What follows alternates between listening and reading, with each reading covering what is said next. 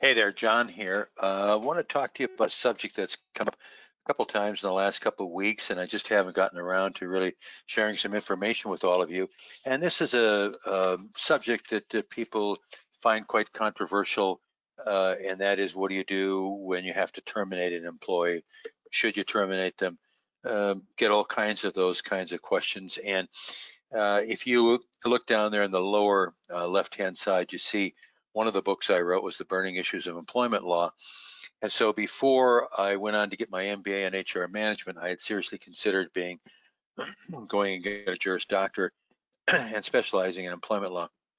As it is, that is one of my specialties, in my HR side of my field of working with tanning salons is employment law. Been through an awful lot with a lot of retailers over their problems. So I want to share a couple of things with you. And first thing, of course, that comes up is somebody will say, "Well, should I fire an employee thief?" And then normally what comes next to that, after people are wondering about that, is, well, can I be sued? And it's kind of interesting because there's a lot of other things to be considered, but I think maybe one of the first things that people worry about is, you know, am I going to be sued? And I'll talk about that in a little bit, because there's what we call at-will states. I think 37 or 38 of the U.S. states are at will, and the provinces in Canada seem to be similar to it as well.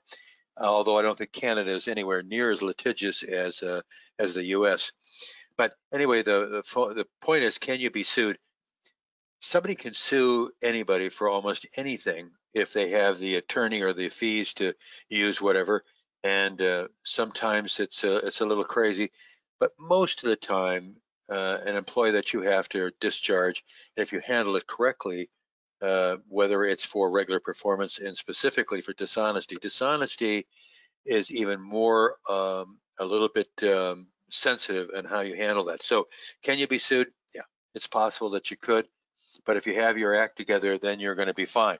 So, and question is, how do I handle an employee thief? And this is a lot of people worry about this. How should I approach this? And let me talk about that in just a minute here. The other question is, can I prevent salon employees from stealing, whether it's their time or product or free tanning sessions? One of the most important things about that, in terms of preventing, first of all, it's the people that you hire in the first place. If they are the right people in terms of work ethics, that sort of thing, maybe you'll stay away from that. Remember that the number one reason, well, number two, there's actually two very important reasons. Two important reasons why people will steal from you: if they have opportunity. So when it says here, can I prevent salon employees from stealing? A big part of it is just watching your business and your assets. Because if you're watching it, and employees know that you are responsible for the company's assets, or managers or district managers or a general manager of a salon, if they're responsible for those assets, then the employees know that, chances are they won't be doing something, because they'll know that it could show up. So the big part of it is hiring the right people in the first place. Then it is taking away the opportunity for them to steal. But there's another thing too, and it's called justification. If an employee feels that they're being underpaid, if they're being somehow abused in some way, doesn't necessarily make it right, obviously, that they steal from you.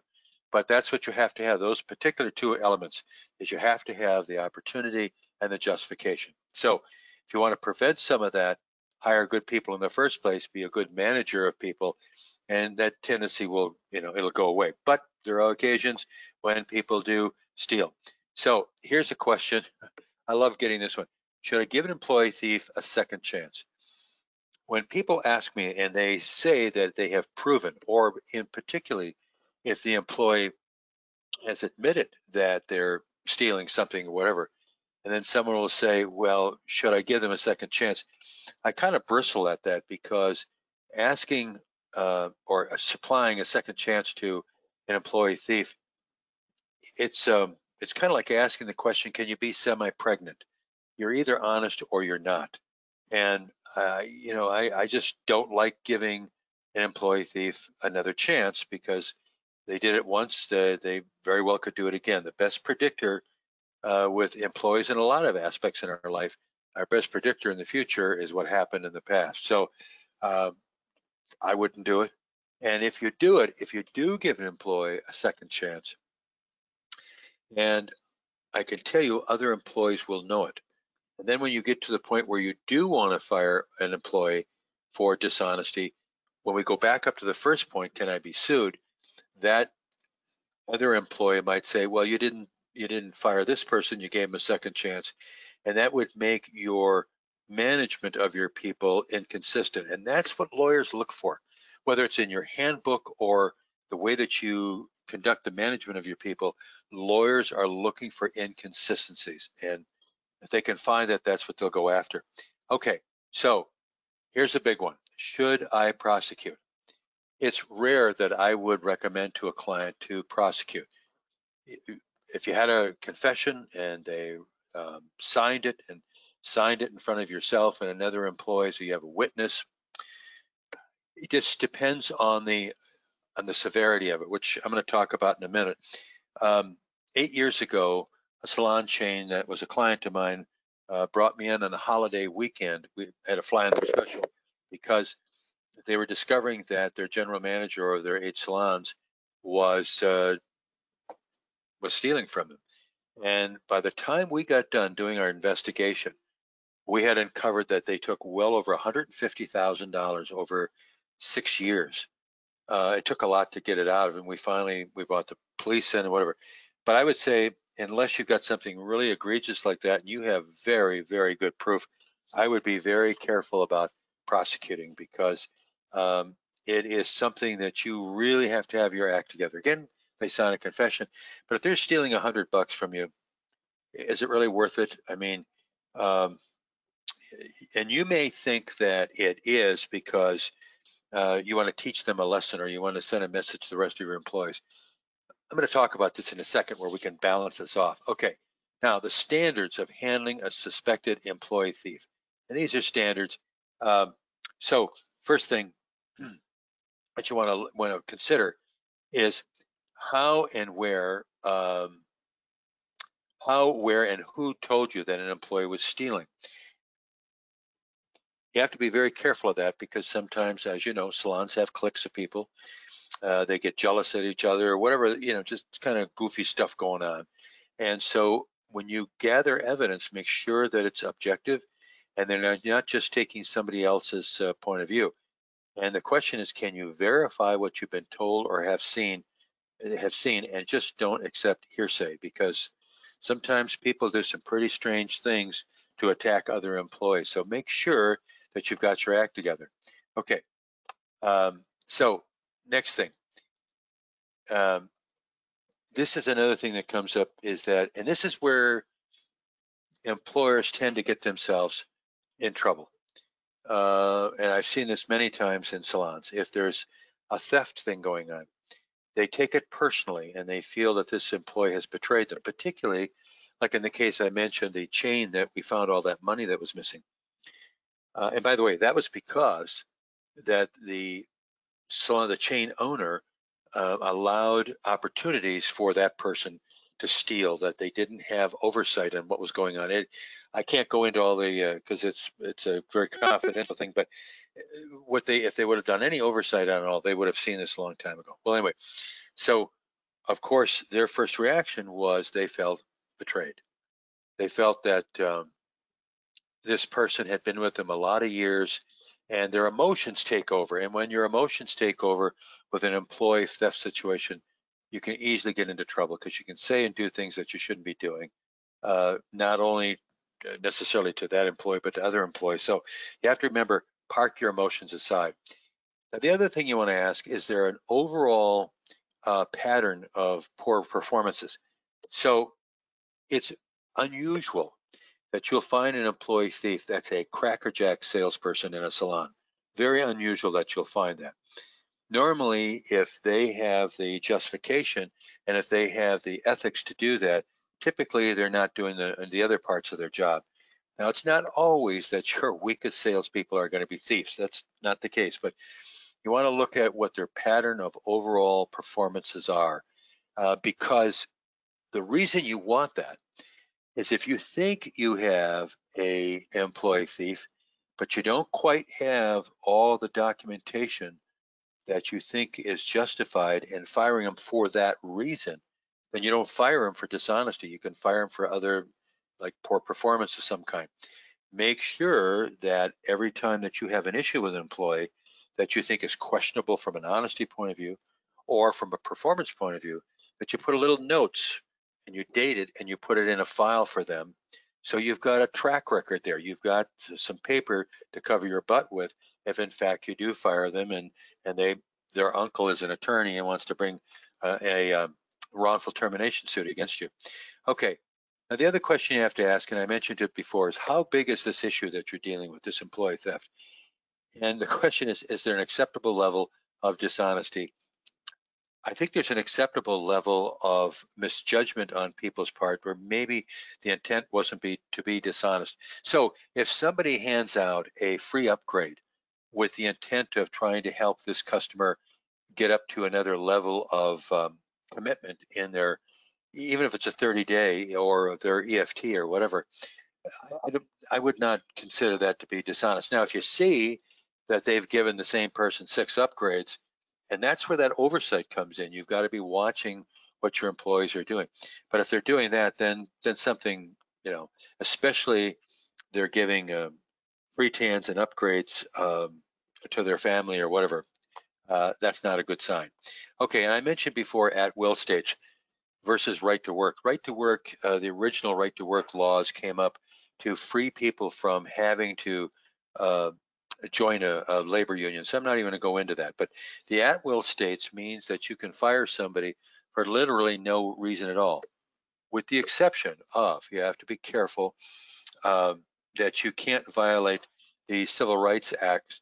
Now, we don't have a lot of that problem in the salon industry because we're basically Caucasian women, and we don't have to worry about a lot of discrimination because of gender or racial background or that kind of thing. So we don't normally have that kind of a problem. But remember, an at-will state also means that the employee can sue at will too. So you really want to have your act together. If you're going to terminate somebody, go ahead and terminate them, but make sure that you've got good justifiable grounds. I don't want this to come off in this whole thing that you have to be always afraid or looking over your shoulder to get rid of somebody that's a poor performer. This mostly is about dishonesty. And I think one of the problems that we have as an industry, and I know it's one of the problems we have because I deal with this every day, is that we tend to hire too fast. Somebody who's heart beating and can start tonight, we hire too fast and we fire too slow. Not everyone is cut out to be a good salesperson in the tanning industry. Doesn't mean that they're bad people, but we have a tendency to make our changes on that. Matter of fact, most of the terminations I've seen over all these years with clients, most of them are voluntary terminations where the employee leaves because they're upset with management, they're not getting enough hours, they're not making enough money, and maybe we shouldn't have hired them in the first place. That's a biggie. Okay, so much for that issue. Now, one of the things you have to be careful of, and I kind of alluded to it before, is the consistency in the way you handle terminations. And I also mentioned your handbook. I would absolutely assure you that 90% of the salons in the tanning industry, their handbooks need upgrading. No question in my mind about it, even chains. And I'll tell you a couple of things I'll tell you one thing for sure where they need upgrading is that most of the handbooks will mention some kind of harassment in them and that it is not accepted by the company. And they may talk about sexual harassment. They may talk about quid pro quo or hostile environment, which is a whole thing that came up with big case back in 1991. I won't even go into it, big public case. But what they don't mention is third-party sexual harassment, and that's the one that affects us the most. It's a vendor or a customer or somebody working on our beds comes in and it harasses them. So I won't go into a lot of that. That's probably a whole separate discussion. But handbooks really need to be clear about what is acceptable performance. Now, are there real threats of legal or PR blowbacks? Of course there are. If you handle something brutally, you handle it wrong.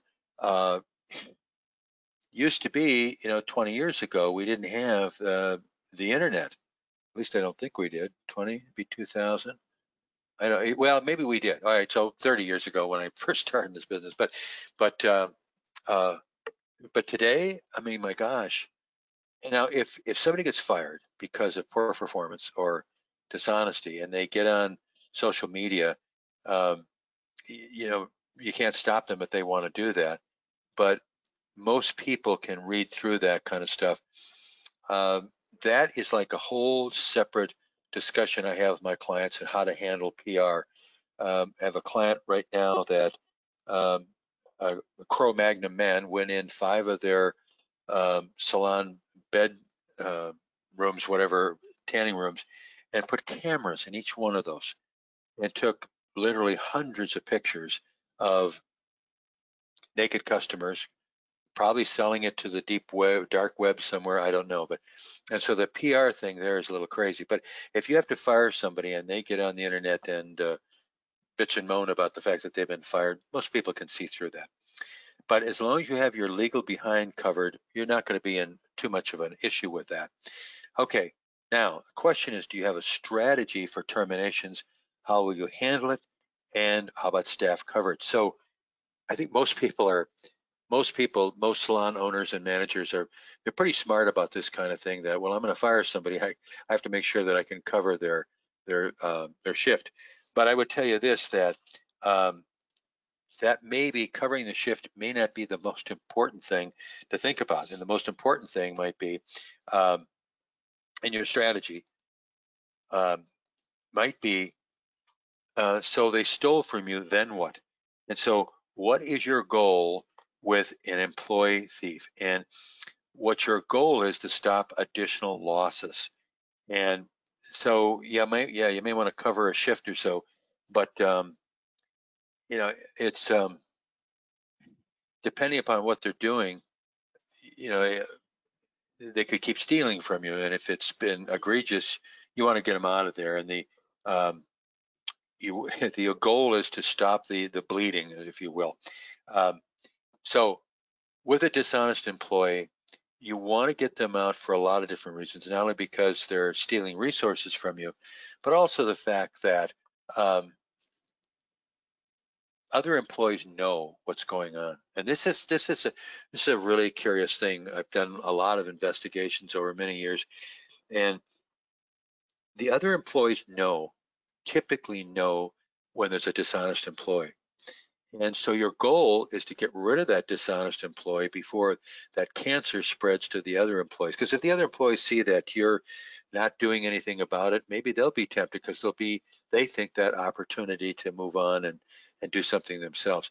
And plus, by the way, good employees don't like to work in an atmosphere where someone is being dishonest. A good employee, I have seen it happen many times, a good employee will leave if in fact management or the ownership of the salon is not doing something to correct it. So your goal with a dishonest employee is get them the heck out of the salon. Now, on strategy, let's talk about termination language. Unless you have an admission, someone signed a confession, I would avoid dishonesty statements unless there's a signed and witness confession, because the possible lawsuit for defamation and libel, slander, whatever, who knows what could happen.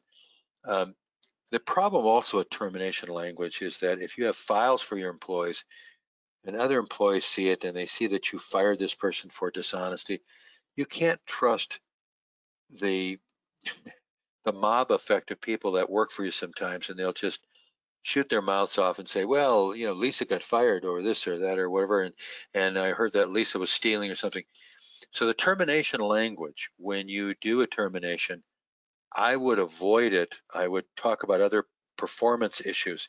Here's one thing you can do if it's a dishonesty issue, and this works every time. You can say, I'm not going to terminate him for being a thief, I'm going to terminate them for failure to control company assets. Simple. The difference is if you're claiming dishonesty, you've got you may have a potential of blowback on that legal point of view. That's ethics.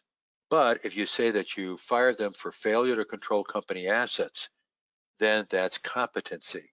And you're not going to get in trouble for competency or claiming that the employee is incompetent. Okay, then the question is, what do you say to your other staff about the termination of one of their peers? You don't say anything, except to just say, Lisa is no longer working for the company, and let it go at that. And most employees can see through that. If you know that Lisa is stealing from you, I'm using the name Lisa. If you know that Lisa is stealing from you and let it go on month after month, then you're asking for some problems for those other employees. But once you know about it, believe me, your employees already know about it, and you get rid of her, they will respect you that you got rid of somebody that has created kind of a dishonest environment. So I wouldn't say anything to staff about dishonesty. If you're terminating them for performance, their sales are low, and all the employees can see that on your software anyway. So you're not going to really have a problem with that. So now the question is, what do you say to customers or to any media? Nothing. I wouldn't say anything. Not only dishonesty, but I wouldn't say anything about their poor performance at sales. Wouldn't do that at all. Let it go. The old biblical passage is this too shall pass. That's exactly the case, and it will pass. And it's not like at service retail, which we're in, that the consuming public doesn't know that occasionally you have to make changes. Now, lastly, how do you handle reference handling and conducting the day of termination? Okay, two things here. Reference handling. If the employee says to you, particularly if they're dishonest, you're not going to give them a reference. But even if you terminate them for poor performance, I would avoid like the plague saying that, okay, I'll give you a reference. The best way to handle it is the way that we've done it for years at corporate America and also even at tanning salons, is to say that if somebody calls you for a reference, it's just to give them dates of employment and positions held. I wouldn't touch anything else. If you start giving somebody good references and another person you give terrible references to, you're asking again for that inconsistency. I would make sure that if you have multiple salons, that your managers know that too, because sometimes they'll say in that moment of terminating somebody, listen, I'll help you out. I know you screwed up, but I'll help you out now. Somebody calls me and for a reference, I'll give you a good reference. Don't do anything. That doesn't mean that the employer on the other end that's interviewing them for a new job is going to necessarily take that this person is dishonest or they're a poor performer. They just know in corporate America it's best to avoid giving references. I know that that's not an answer that some people want to hear sometimes, but again, I'm the guy that has done this legal thing. I'm not an attorney. I'm not going to give you legal advice, but I can give you legal guidance, kind of a semantical thing. Now, the last point on that slide is conducting the day of termination. How do you conduct it? So what you want to have in most states, California and a couple others are different, where you have to, it's mandated that when you terminate somebody, you have to have their final check right then and there. I would say it's not a bad practice to have it anyway. You calculate what their hours are, if they have commissions and bonuses coming. And some people will say to me, well, if I'm terminating somebody for poor performance, why should I give them their bonuses or commissions? Don't mess with that. You just because if you want to send people off to find their uncle, the attorney, then that's what you do. You torque somebody off in their termination. Now, if they're dishonest, I would still pay them everything. You keep your side above board. You take the high road and give them their money. Now, when it comes to termination, again, I mentioned before on language of dishonesty, I wouldn't use it. What I would use, though, is you should use an acknowledgement form. And sometimes in these mini webinars, I can't show all of the legal stuff that we have in the vault. That is my paid subscriber thing. But we have a termination form that we have the employee sign to acknowledge that they're being terminated that day. And you can put reasons in there. I just don't know that I would do it too often because you don't want to, in this termination interview, if you want to call it that, why get into a debate? I would bring the employee in and say, we have made a decision to move on to other employees, whatever, and we don't, need your services anymore. Here's your check. Give us your keys. Now you can say, well, give us your shirts back and give us your keys back before we give you your check. Don't do that. That's a good way to get in trouble. The state, usually the states, really frown on that kind of thing, that you're holding their check. Had one like that about 5 years ago, where the guy, the owner, would not give this lady her check until she brought in her shirts and her keys, and he got in major trouble with the state. State employment boards don't like that kind of because you have to remember that the people that work at the boards for the states, they probably have more identity with the employee than they do you, because you're a salon owner, you're a very rich person, right? So they have more identity with that person. So the day of termination, you just bring them in, tell them that you're, again, an at-will state, particularly at-will. We don't require your services anymore, and you can have them sign a termination sheet. Now, they may not sign it. That's okay. If they don't want to do it, that's fine. But the point of having that acknowledge that they are acknowledging that they were terminated that day, and now, if you've got an employee that you're going to terminate that you think is going to be problematic, you could have somebody sit in on it. That might make the situation worse, because particularly if it's a peer, I wouldn't have a peer sit in on it. I'd have somebody else. If you're a couple that owns a salon, or you own a chain or whatever, have both of you sit in on it and whatever. But the whole idea with a termination interview, don't take more than 5 minutes. I've called you in here today, Lisa, because we don't require your services anymore. I'm here with your final check. Can you give me your keys? And the great thing about handling it that way is the shock value. What? And they don't know what to say. And before you know it, they'll hand you their keys. And I don't ask them to take their shirt off that day if they're coming in to work, but they'll hand their keys and they'll walk away. Now, if they don't have their keys with them, if they're not some kind of a shift leader or don't have keys or whatever, you can ask them to bring their keys back, but don't hold on to their paycheck, because wage and hour, state wage and hour, they don't like that kind of stuff. So, as I mentioned before, so you may have to sometimes rekey a door. You say, well, John, that's expensive. Well, what's more expensive is if you let them running around with a key, and particularly if you keep cash bags in there at night, you don't know what this person's going to do. So termination should be very quickly, just get them out of there. Don't get into a debate. They start to say, well, the reason it didn't work out for me, and this is Lisa talking, is because Megan over here was always such a bitch. Don't get into that. Hey, not going to get into that, Lisa. We made a decision. Here's your check. Good luck. Thank you. Bye. And just be done with it. So again, I think people sometimes they're really afraid to you make terminations, and they shouldn't be, because terminations, when a person is not working out, whether it's dishonesty or poor performance, it's part of life. I mean, it just happens. And I guess as a follow-up, I want to say that this is what I've been doing now for a long time. I've been managing people for 52 years. I've had to make a lot of terminations, a lot of recruiting, a lot of interviews, whatever. So, and some of the big companies you see there taught me that. And then being in the tanning industry, and it says there are 473 indoor tanning salon companies. It's more, as of yesterday, I think it's 488. So I've done this an awful lot. And again, I also want to talk to you about the Vault. If you haven't joined the Vault, would love to have you join it. Just go to johnrfarr.com, JOHNRFARR, johnrfarr.com. There's so much content in there on how to manage your tanning salon and make more money out of it. This has been, I hope, a good season for all of you. It's been a crazy one for me. This has probably been the busiest peak season I've ever had. I love the work. I love what I'm doing.